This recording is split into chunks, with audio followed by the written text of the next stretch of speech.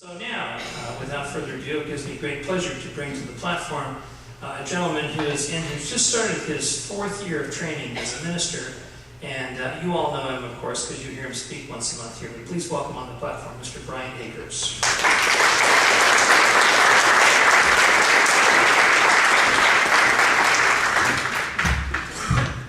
Stuff cracks me up that I think if I throw a jacket over whatever I'm wearing, as funny as it is, it's not any less true. I still believe it. I think I'm pretty dapper. Good morning. Good morning. Okay, we're going to poll the audience real quick. How many people here at any point in time in their lives decided they really wanted to learn how to play a musical instrument and either went out and bought it or went and got lessons or had it any point in your life? Sweet.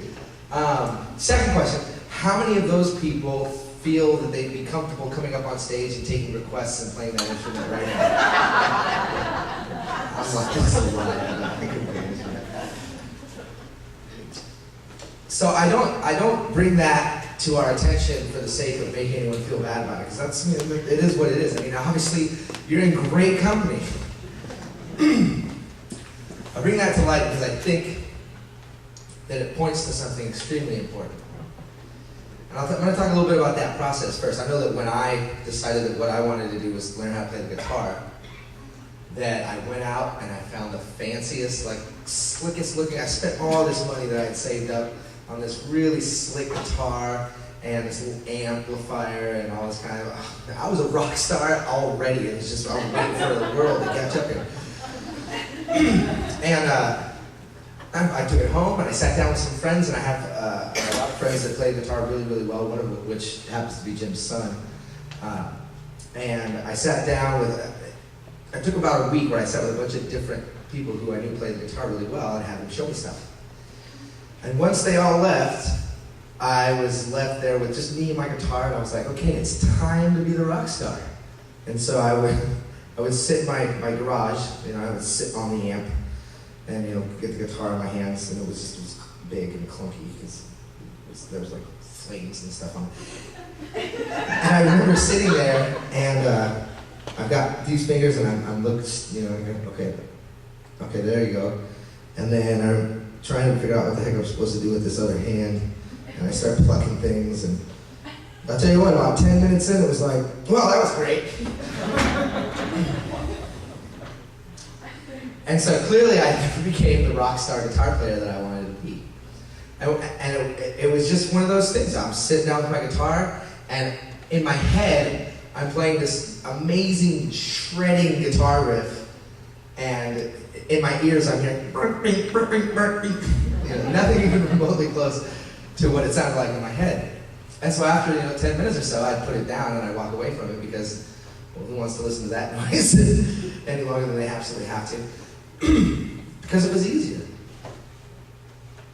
I mean, if I didn't play the guitar, the world wasn't going to stop spinning. If I didn't play the guitar, I wasn't all of a sudden going to have my house burned to the ground. If I learned how to play, I might have burned the house down. So it was of no major consequence to me in my daily life for me to go ahead and step away from that and stop learning how to play the guitar. And the reason I bring that up is because, as Jim mentioned, I'm entering into my fourth year, which is actually year 6 or something, of my ministerial training. And I've discovered that my spirituality has been this really slick, top-of-the-line, state-of-the-art guitar that I went out and bought, and that I had forgotten to take the time to learn how to play. That when I found myself being asked by all these amazing spiritual teachers to commit to spiritual practices, to pray a certain number of times a day, to meditate.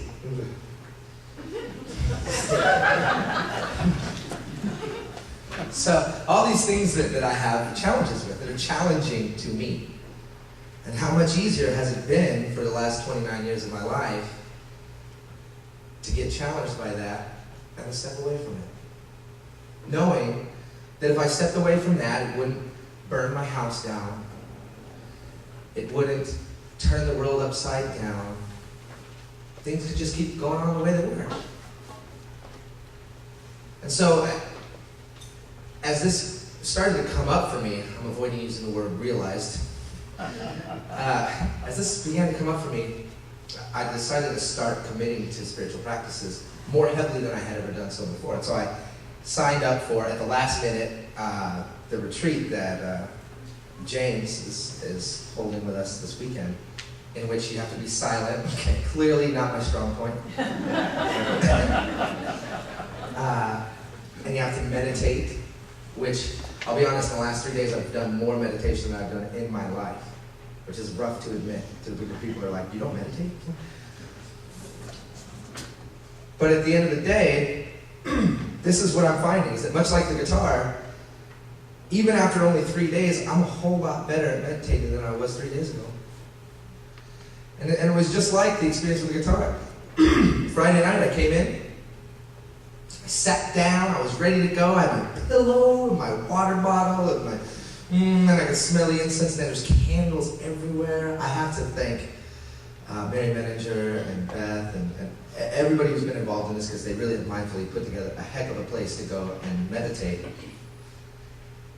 And so then I sat down, I'm ready to go, and then 5 minutes in, I'm sitting on my pillow, my legs are crossed, my left pinky toe's going to sleep. You know, my right shoulder's starting to cramp up, my back is like, what? And so I'm flipping and flopping. And it was so funny because afterwards I'm standing there when we're eating mindfully, and as I'm eating, all I can think about, this food is so great. I hope I didn't disturb anybody with the belly flops I was doing on the floor in there. But this morning, after 3 days of sticking with it, I don't know how to meditate. Now, don't get me wrong. It's a work in progress.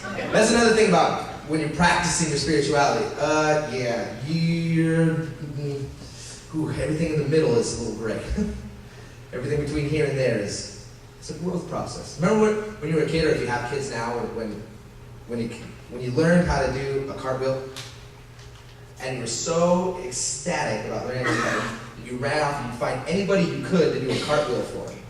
And at that point in time, when you did this cartwheel, it was like your feet, one foot went over your head, and the other one kind of hit you in the stomach, and you ended up on your back, and you trying to roll over onto your feet, and you stood up like, I did a cartwheel. That's the enthusiasm that I want to bring to the table when I think about my spirituality. So it's easy to go to the seminar for a weekend. It's easy to go here every Sunday morning. It's quite another thing to say no thank you to a bunch of friends who are asking you to go out to a raging kegger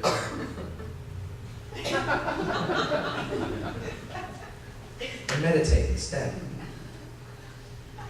It's not the easiest course of action for you to say no to things that in the moment give you great enjoyment. It is quite another thing to dedicate yourself to something that you know can stay the course and stand the test of time and allow you to experience joy. And so what I've done, and what I invite all of you to do, is to pick the instrument back up. Is to take this beautiful, unique, and individual instrument that you are, that presence of God within you, and pick it up and play it. Om Namah Shivaya. To honor that within you. And to really honor it by practice. By choosing to stay the course. By choosing to know that the more you practice, the better you get. Thank you.